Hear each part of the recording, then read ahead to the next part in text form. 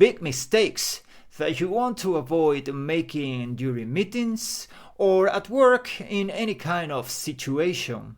Are you 100% confident that you can make a request, an offer, or a suggestion using proper English for business? Some people don't know the difference between making suggestions, proposals, offers, requests. Therefore, they're not communicating effectively.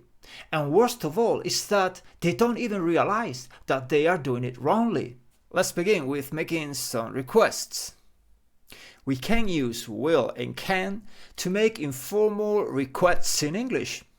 For example, you could say to a colleague at work, "Will you please follow up on that proposal with the client? Can I count on you to finish the project on time?" However, it is more common to use could or would to make formal requests in English. "Would you please follow up on that proposal with the client?" Or, "Could you please follow up on that proposal with the client?"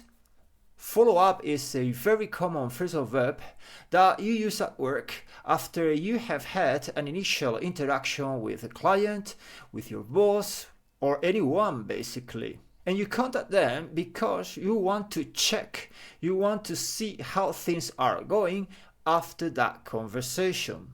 You basically want to follow up on something. This is an example of how you can follow up through email. Subject line: follow up on meeting action items. Dear blah blah blah, I hope this mail finds you well. I wanted to follow up on our meeting last week and the action items we discussed. Notice how in the subject line, follow up is used as a noun. It is a phrasal noun. A phrasal noun basically is a phrasal verb that becomes a noun. We can also see in this example that the phrasal verb follow up is followed by the preposition on.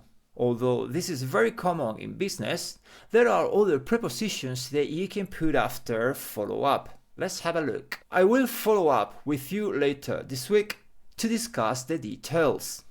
In this case, follow up is followed by the preposition with and someone. Basically, you follow up with someone.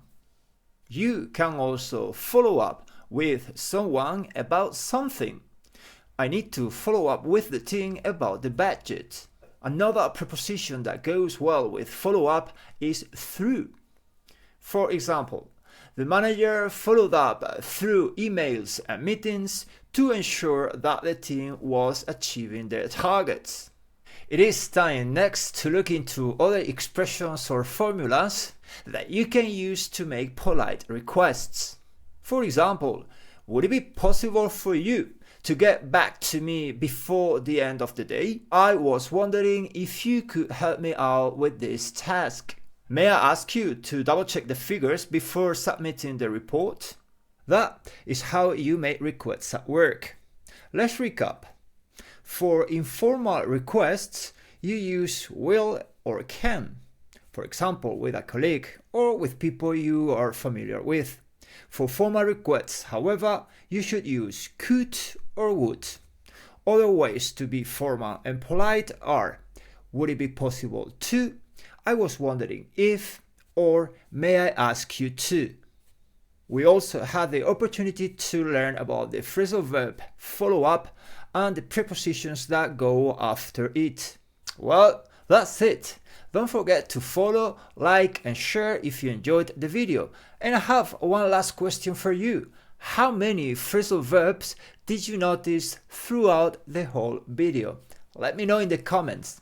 Thank you.